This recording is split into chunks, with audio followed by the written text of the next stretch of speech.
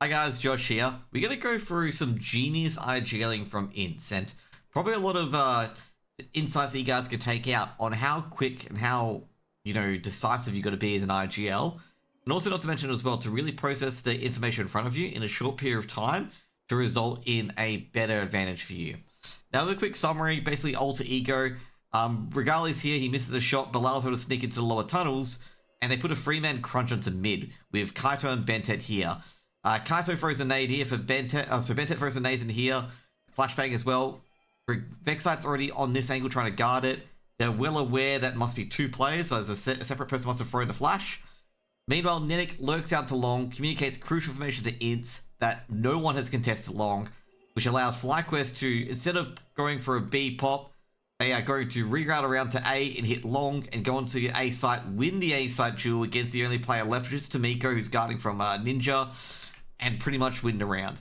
Also, there's some crucial nades as well being thrown as JKS throws the progression smoke onto B, which keeps these three players here a lot more busy than usual, which allows this long take to happen and makes sure that these players can't get back to the A site to defend it, and also not to mention as well the utility of the Molotovs and smokes to prevent these other players from really defending the A site, which allows FlyQuest to win the A site, put themselves at a big advantage, and able to just completely lock out alter ego altogether. There's a lot of crucial pieces that come together for FlyQuest to win this round, and we're going to go through it bit by bit.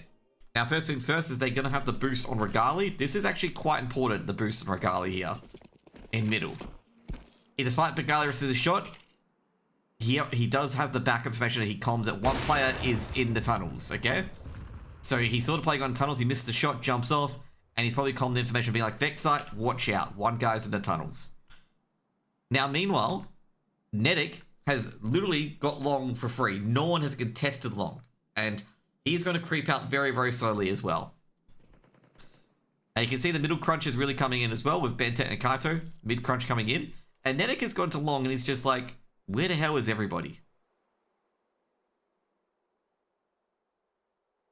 Now, Bilal still holding middle. They're being baited into be holding middle. Now, the big bait overall is by JKS. JKS has thrown that nade. As you can see, he's throwing the smoke right here. And it'll bloom up now. And now what this will do is it'll keep these two players, as you can see here, 3 players interested in the lower B. Okay, and now Vexite is beginning to go out as well, recognizing that nettik has got long for free. Now, the main reason why they feel like an extra person's here is that essentially Bentet threw a flash with Bilal in there and the flash line right here, which means there has to be a second player here. So the information I've got so far for Ints is that he knows 2 players in the middle, and assumption speaking, there'll be one person on B, because obviously you can't defend B with 2 players in the middle. Otherwise, you just get a free B site and win. Now, impression is also fired off into the smokes as well. So they know 1 player is B, 2 players are middle, and they've got long for free. So in Ints' mind, he's thinking, well, there's 3 players in this portion of the map that they can consider. And if they've got a short player involved as well, because Bilal went through middle, remember? If they get a short player involved as well, there must be another short player, generally speaking, holding mid like this, so they can hold unders. Which means there could be a 4th person is here. 4th person here as well. So Ints knows there's 3 or 4 people in here, which means that there can only be 1 person, 1 or 2 players on A. And if they get a 3v2 or a 3v1 on A, they can essentially win the round, as long as they make sure they block out short or hit the site incredibly quickly.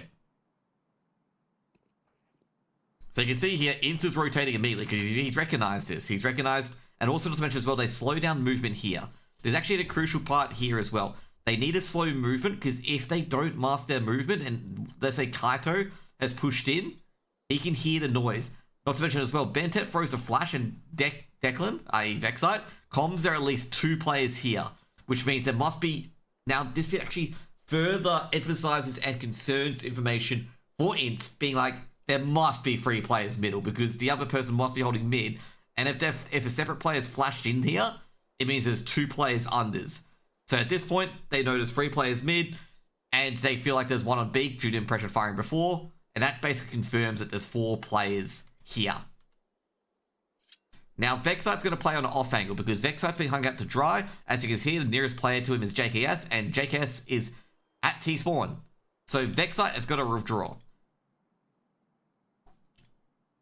Vexite gonna do his last peeks and try to get any info he can, but he's gonna eventually withdraw because he's recognized that no one's gonna come to save him, and he might as well play the rear guard instead, which is actually gonna come a bit important later around. Now, nettik, no pressure, no contact. They know only one person can be down here, and they spot Tomiko and Ninja.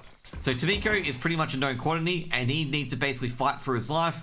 They've realized this. Kaito trying to rotate over quickly as well to try and save the site. Ince is already essentially aiming for him as well. Same with nettik, who eventually does get the kill. He's waiting for the short play to come through, and it is going to be Kaito in the end. And nettik just waiting there. He takes out Kaito. Very easy kill there. Not to mention as well, he throws a Molotov here. This prevents any of the short plays from coming back because they know that the free play is mid, and the quickest way to come back to A is through here. That's an advantageous situation. CT is not a good defense point if you're trying to get and contest the A side, especially if one of your guys is still in there. Now, Tomiko trying to hide in the smoke. He's trying to do a real miracle run, and nettik knows there's a player on the side because they've killed the player here, which is not the player that was on the site. And, you know, basically saw him at Ninja. If he tried to cross over here earlier, Ince would have spotted him and capped him before he even got too short. So they know Tomiko must be in the smoke. Hence, nettik just fires at the smoke, takes out Tomiko, and pretty much this round has turned out to be done. Bentet's smoked, Bentet's mollied, is soon to be smoked off as well. And this is the crucial part as well. Vexite has crept in here to basically kill the execute before he even has a chance of going through. Now, Vexite hearing the noise, he's like, guys are coming in from short. We'll get a free kill here. And this pretty much means end of the round. Basically, they're smoked out. They're trying to escape. They're just going into the meat grinder of Vexite and have to be incredibly, incredibly careful. Vexite, he knows that they're all here. Confirms both are here as well. He drops back, allows for the crunch to come in. He gets one, is traded out, but doesn't really matter because nettik's coming in. He sees the half profile of Bentet. Bentet's almost dead. And it's just an easy, easy kill for nettik. Now, as you can see, the key thing in particular there is that they were going for a B side execute. But a great change of plan, especially from Ince, especially from the information he received, he's able to get a free long take and a free A site and just essentially wins the round. This is what you call like sacrificing pieces in chess. So he puts Vexite here to sacrifice to hang him out, to keep these four players interested, to basically take out and take the objective. That was the main goal. And then once they had the objective, they made sure that the players, where they were crunching initially, couldn't get back in and also catch them unaware as well. Kaito got caught unaware here. Tomiko had to make a brave play here. He got caught out as well. And it was a relatively smooth and easy A take from a great heads-up play and a great mid-round call from Ince. Anyways, guys, hope you guys learned something from the analysis as well.